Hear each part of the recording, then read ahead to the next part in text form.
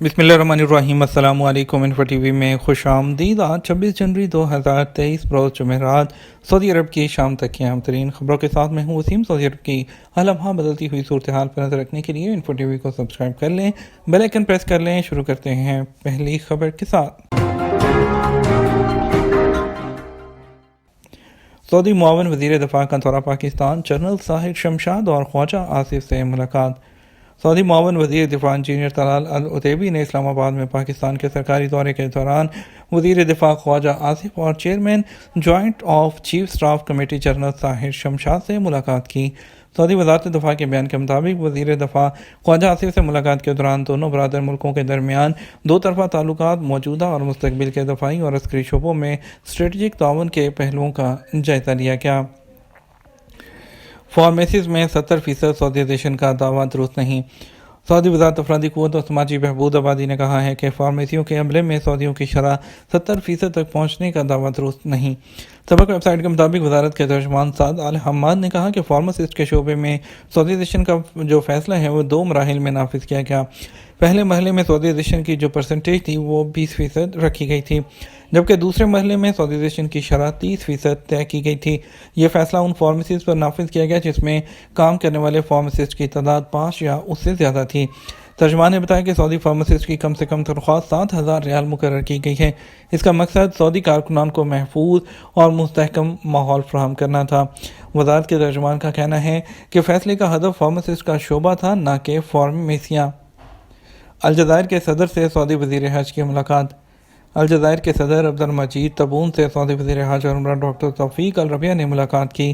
اخبار 24 کے مطابق ڈاکٹر توفیق الربیہ نے کہا کہ سعودی عرب کو دنیا بھر سے حج اور عمرے پر آنے والے زائرین کی خدمت کا اعزاز حاصل ہے، اس پر اسے فخر ہے۔ انہوں نے کہا زائرین کو حج اور عمرہ کی ادائیگی میں ہر ممکن سہولت فراہم کرنے کے لیے کوشاں ہیں۔ کینیڈین کمپنیاں سعودی ہیلتھ سیکٹر میں سرمایہ کاری کی خواہشمند۔ سعودی ایوان صنعت اور تجارت کونسل کے تحت ریاض میں سعودی کینیڈین صحت نگہداشت فورم میں 40 کمپنیوں کے نمائندوں نے شرکت کی۔ سبق ویب سائٹ کے مطابق فورم کے شرکاء نے سعودی عرب میں صحت نگہداشت کے شعبے میں سرمایہ کاری کے مواقع اجاگر کیے۔ سعودی کینیڈین بزنس کونسل نے چیئرمین ڈاکٹر عماد الذکیر نے بتایا کہ کینیڈا کی 20 کمپنیوں نے سعودی عرب میں ہیلتھ سیکٹر میں سرمایہ کاری کی خواہش ظاہر کی ہے۔ انہوں نے آئندہ سالوں کے دوران ہیلتھ سیکٹر میں 100 ارب ریال تک کی سرمایہ کاری کی توقع ظاہر کی ہے۔ ڈاکٹر عماد الذکیر نے کہا سعودی عرب میں کینیڈا کی کمپنیوں کی سرمایہ کاری سے دونوں ملکوں کے تعلقات کو ایک نیا روپ ملے گا۔ سعودی عرب میں قاصد کبوتر پالنے کا شوق پہلا کلب قائم کر دیا گیا۔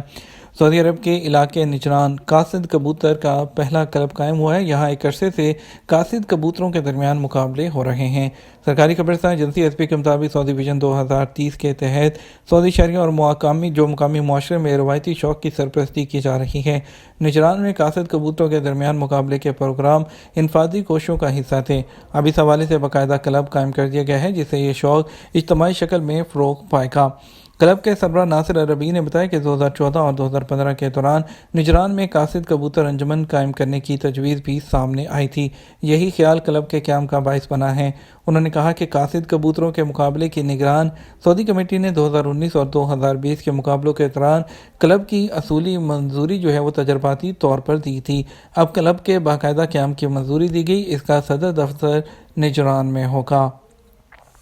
زائرین کی جدہ سے مکہ مفت سروس کے لیے سفر کے لیے بس سروس کا آغاز۔ جدہ اور مکہ کے درمیان زائرین کے نقل و حمل کی مفت آزمائشی بس سروس کا آغاز ہو گیا۔ عرب میڈیا کے مطابق یہ سہولت جدہ کے کنگ عبدالعزیز انٹرنیشنل ایئرپورٹ سے زائرین کو مسجد الحرم تک پہنچانے کے لیے شروع کی گئی ہے۔ ایئرپورٹ کے ٹرمنل 1 سے مسجد الحرم تک زائرین کو بالکل مفت بس سروس فراہم کی جائے گی، تاہم اس سہولت سے وہی زائرین مستفید ہوں گے جو احرام میں ہوں گے، جبکہ یہ سہولت سعودی عرب میں مقیم زائرین کو بھی حاصل ہوگی۔ تاہم سعودی شہریوں کو اس مفت بس سروس سے فائدہ اٹھانے کے لیے قومی شناختی کارڈ دکھانا ہوگا اور مملکت میں مقیم غیر ملکی زائرین کے لیے ضروری ہے کہ ان کے پاس اقامہ کارڈ ہو۔ ایئرپورٹ حکام نے کہا کہ ٹرمنل 1 سے ہر 2 گھنٹے کے بعد حرم شریف کے لیے بس روانہ ہوتی ہے اور یہ سلسلہ روزانہ صبح 10 سے رات 10 بجے تک جاری رہتا ہے، اور ایئرپورٹ سے مکہ روانگی کا مرکز پہلی منزل پر ایکویریم کے برابر میں ہے اور واپس ایئرپورٹ کے لیے خدائی اسٹیشن اور وقف ملک عبدالعزیز پارکنگ کو مخصوص کیا گیا ہے۔ اسی طرح مسجد الحرم سے دوپہر 12 بجے سے لے کر رات 12 بجے تک ہر 2 گھنٹے کے بعد ایئرپورٹ کے لیے مفت بس سروس دستیاب ہے۔ پاسپورٹ کے مطابق ڈائریکٹر پاسپورٹ کے مطابق تمام زمینی بندرگاہوں کے ذریعے عازمین حج کو سعودی عرب میں داخلے کی اجازت دینے کے حوالے سے متعلقہ حکام کے ساتھ مطالعہ بھی جاری ہے۔ سعودی عرب کی جانب سے رواں سال کے دوران کسی بھی تعداد میں عازمین حج کے لیے آمد کے لیے تیاریاں جاری ہیں۔ خلائی اسٹیشن میں روزے کیسے رکھیں گے؟ امارات کے خلاباز سے سوال۔ یو اے کے خلاباز سلطان النہدی نے کہا کہ وہ اپنے خلائی مشن کے دوران رمضان کے روزے رکھنے کی پابندی سے استثنائی حالت میں ہوں گے۔ خبررساں ایجنسی ایف پی کے مطابق 41 سالہ سلطان النہدی متحدہ عرب امارات کے پہلے خلاباز ہوں گے جو 6 ماہ بین الاقوامی اسٹیشن میں گزاریں گے۔ وہ اگلے ماہ اسپیس ایکس فالکن 9 راکٹ کے ذریعے خلائی اسٹیشن کو روانہ ہوں گے۔ النہدی ناسا کے اسٹیفن بوئن وان ہوبرگ اور روس کے ایندرے فیدیو 26 فروری کو مشن پر جائیں گے جس کو اسپیس ایکس ڈریگن کریو 6 کا نام دیا گیا ہے۔ انہوں نے پریس کانفرنس میں جب ان سے پوچھا گیا کہ وہ آنے والے رمضان میں روزے کیسے رکھیں گے تو ان کا جواب تھا چونکہ روزہ وہ طلوع آفتاب سے پہلے لے کر غروب آفتاب تک ہوتا ہے تو ان کے حالات استثنائی ہوں گے۔ انہوں نے کہا میں حالت سفر میں ہوں گا جن کے لیے روزے میں سہولت دی گئی ہے کہ وہ چھوڑ سکتے ہیں، مسافروں پر روزے کی پابندی لازم نہیں ہوتی۔ انہوں نے کہا روزہ اس صورت میں بھی چھوڑا جا سکتا ہے جب آپ کی صحت بہتر نہ ہو۔ اس طرح دیکھا جائے تو اس مشن کی کوئی بھی صورتحال متاثر نہیں کر سکتی یا مشن کے کسی بھی رکن کو خطرے میں نہیں ڈال سکتی اور مناسب خوراک لینے کی اجازت ہوتی ہے۔ سلطان النہدی متحدہ عرب امارات کے وہ دوسرے شہری ہوں گے جو خلا کا سفر کریں گے۔ ستمبر 2019 میں امارات کے خلاباز حذا المنصوری نے بین الاقوامی خلائی اسٹیشن میں 8 دن گزارے تھے۔ روسی خلابازوں سے بھی سوال کیے گئے کیا زمین پر یوکرین کی جنگ کے باعث جاری سیاسی تنازع کو خلا میں بھی محسوس کریں گے؟ ناسا کے خلاباز اسٹیفن بوئے نے جواب دیا میں پچھلے 20 سال سے خلابازوں کے ساتھ ٹریننگ اور کام کر رہا ہوں، یہ ہمیشہ سے ہی زبردست رہا ہے۔ ان کا کہنا تھا جب آپ خلا میں پہنچتے ہیں تو یہ سب کے لیے فقط ایک ٹیم، ایک گاڑی اور ایک مقصد ہی ہوتا ہے۔ امارات سے پاکستان سفر کے لیے سستے ترین فلائٹ ٹکٹ کا حصول ممکن۔ یو اے میں سستے ترین فلائٹ ٹکٹ کا حصول ممکن ہو گیا۔ یو اے سے اپنے آبائی ملک جانے کے خواہش مندوں کو سستی فلائٹ بک کرنے کے 5 طریقے بھی بتا دیے کہ خلیج ٹائمز کے مطابق یو اے کے رہائشی اپریل 2023 میں عید الفطر کے موقع پر 4 روزہ طویل ویکنڈ سے لطف اندوز ہوں گے۔ اگر آپ اگلے طویل ویکنڈ کے لیے سفری منصوبے بنا رہے ہیں تو آپ یہ کام کر سکتے ہیں کیونکہ اس کے دوران رہائشیوں کی ایک بڑی تعداد اپنے آبائی ملکوں کا سفر کرتی ہے۔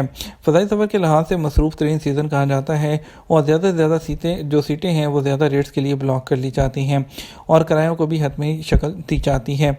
پلوٹو ٹریولز کے مینیجنگ ڈائریکٹر نے بتایا کہ یو اے سے بھارت، پاکستان، جی سی سی اور مشرق وسطیٰ کے دیگر ملکوں کے لیے جو ہوائی کرایوں میں عید الفطر جیسے بڑے تہواروں سے 1.5 سے 2 ماہ پہلے تک اضافہ ہونا شروع ہو جاتا ہے کیونکہ ان موقع کے دوران رہائشیوں کی بڑی تعداد سفر کرتی ہے۔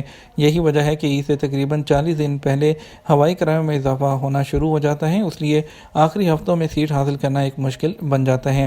اس لیے پورے سال چھٹیوں کا کیلنڈر کا اعلان یو اے میں کر دیا گیا ہے، اس لیے جب بھی آپ نے فلائٹ بک کرنی ہے تو آپ 5 طریقے ہیں۔ ہفتے کے وسط میں بک کریں، پرواز سے 45 سے 60 دن پہلے خریدیں، ٹکٹ خریدتے وقت اپنی جو کیشے ہے براؤزر کا اس کو کلیئر کر دیں، بجٹ کیریئرز میں ہوائی کرایوں کی جانچ کریں، بجٹ کیریئرز کے فیئر لاک کے اختیارات تلاش کریں۔ ہمیں اجازت دیجیے، السلام علیکم۔